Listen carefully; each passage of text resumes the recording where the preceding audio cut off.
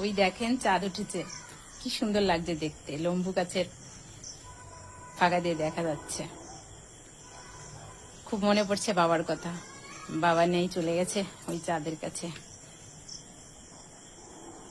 আজকে আমি একটু কথা সবার সঙ্গে বলতে চাই। বিয়ে বাড়িতে গিয়ে কোনো কেউ খেয়ে, বিয়ে বাড়ির অনুষ্ঠানের খাবার খেয়ে কেউ বলবেন না যে মেয়ের বাবা ভালো কিছু জোগাড় করতে পারেনি, কি মেয়ে জামাইকে ভালো কিছু দিতে পারেনি। এই কথা বলবেন না প্লিজ। কেন বলছি, প্রত্যেকটা বাবা চায় তার মেয়ের জন্য উজাড় করে সবকিছু দিতে। যতটা সামর্থ্যে কুলায় প্রত্যেকটা বাবা তার মেয়েকে দিয়ে দেয়। সবার সামর্থ্য তো সমান থাকে না, যেটুকু পারে সেটুকু দেয়। তাই খাবারটা হয়তো রান্না খারাপ হয়েছে কি যাই হোক ইত্যাদি ইত্যাদি, সেটাকে ভালো বলে প্রশংসা করে ওখান থেকে আসবেন।